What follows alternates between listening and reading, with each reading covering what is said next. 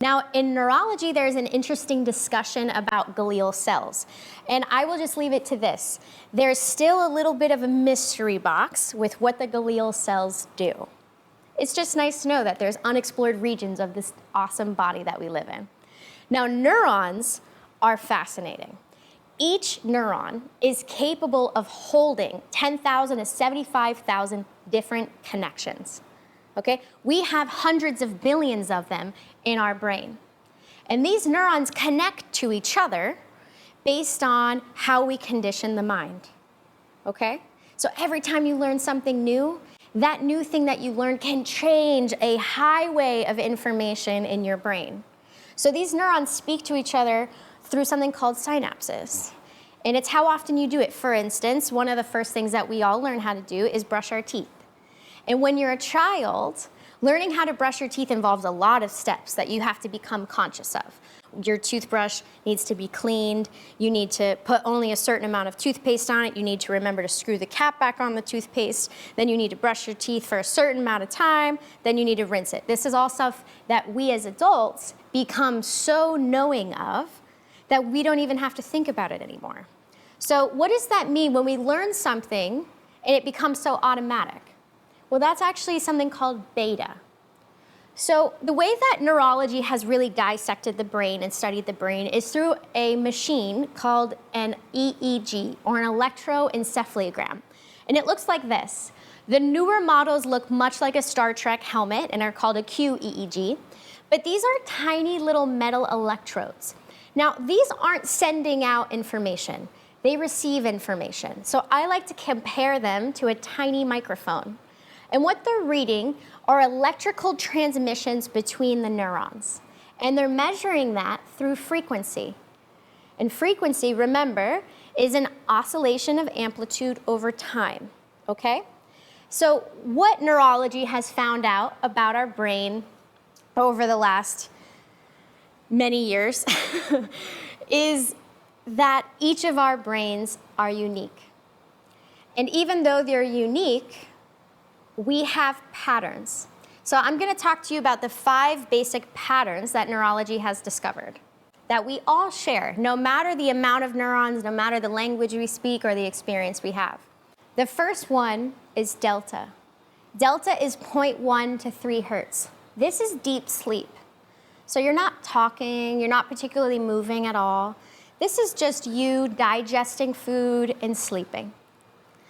Now, the next one after that is theta. That's 4 to 7 hertz.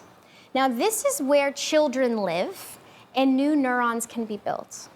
Theta is what I lovingly call dream recall. So when you wake up in the middle of the night and you don't need to go to the bathroom, it hasn't registered what time, what day of the week it is, you're here. We're listening to our brain in theta, okay? The next level after that is alpha. That's 8 to 15 hertz. This is what the Tony Robbins, the Dr. Joe Dispenzas, and the Bruce Liptons are training many of us to use and utilize. Alpha brainwaves often happen in the back of the brain at the occipital lobe, but when our eyes are closed. So this is usually associated with vision, the occipital lobe here, yet we experience them when our eyes are closed and we're projecting and focusing on something that we want to happen. For instance, you're planning an event, or you're preparing for someone's birthday, and you're closing your eyes and you're imagining how it is you'd like it to happen. That's alpha brainwaves. Okay, so still, in these 3, you're not interacting with a single person. There's no phone. You're not concentrating on anything other than yourself. These are internal dialogues. Okay, you with you. The next level is beta. Now, many diagrams have beta actually shifted between low beta, high beta. And this spans from 16 to 30 hertz. Low beta is when you're brushing your teeth, letting your dog outside. So you're doing multiple activities. You may be checking your phone at the same time. It's a highly functional state of mind where you're traveling down neurons that have been connected to each other for a long period of time. This is also when you're driving the car and having a conversation with someone. Right? Often we're not even thinking about driving the car. We're just moving through the process. Now, high beta would be you're talking on the phone about a very stressful meeting. You have a couple people in the car, maybe hooting and hollering, and you're driving through rush hour traffic. High beta, when we experience this for too long, for too many years, can create something called beta calcification, which is a precursor to Alzheimer's. And it's very similar to a marathon runner waking up every day and running a marathon. The brain eventually gets tired. If you're running a marathon, the knees and the hips will eventually get tired. So beta calcification is the brain's way of saying, I'm too tired to go through it this way. Now, gamma brainwaves threw neurology for a loop. So very occasionally, for a half second to 1 second, us Americans would blip into this frequency type, 31 hertz to 100 hertz.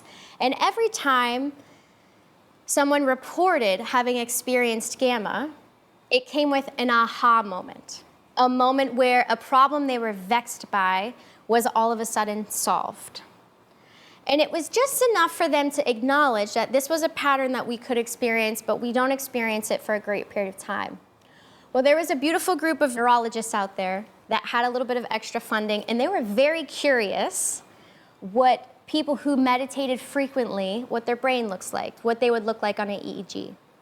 And what they did was they shipped over a group of high priests that had more than 62,000 hours of meditation time clocked and hooked them up on the EEG. And what they found was that they lived in a state of gamma.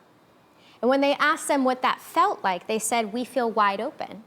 We feel like we're ready for everything. Now, right now, medical science says they have no way of inducing gamma, and most of us don't have time for thousands of hours of meditation.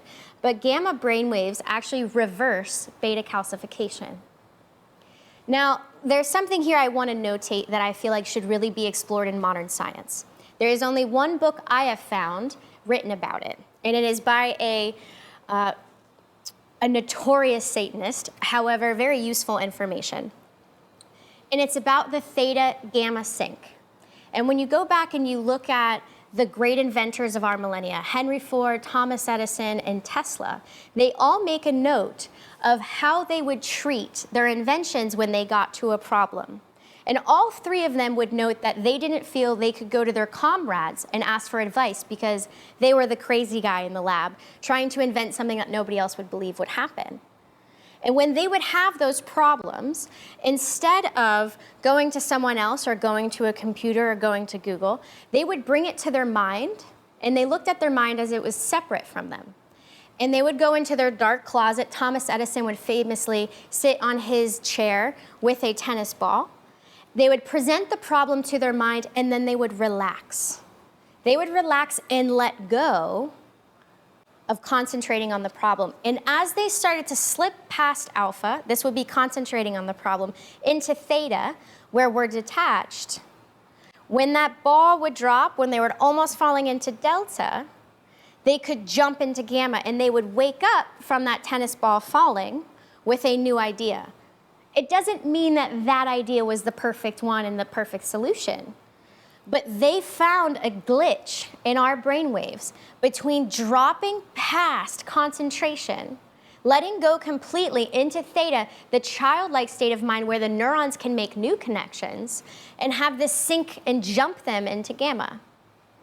Now, this to me is one of the most hopeful things.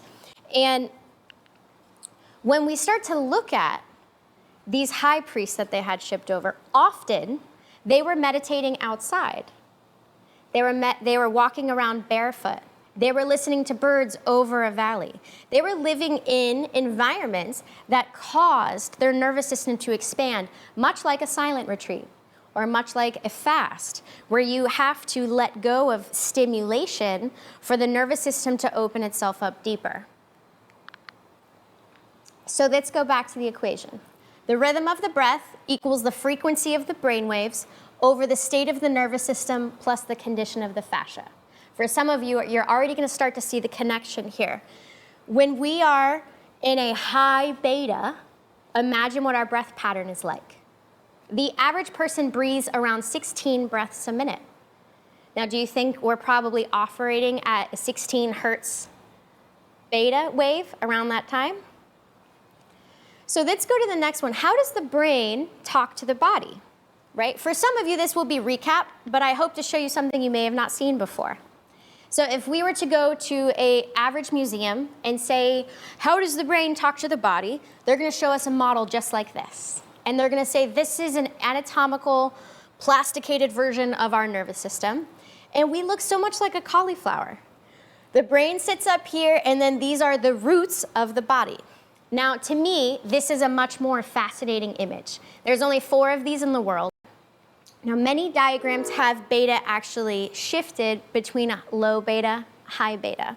And this spans from 16 to 30 hertz. Low beta is when you're brushing your teeth, letting your dog outside. So you're doing multiple activities. You may be checking your phone at the same time. It's a highly functional state of mind where you're traveling down neurons that have been connected to each other for a long period of time.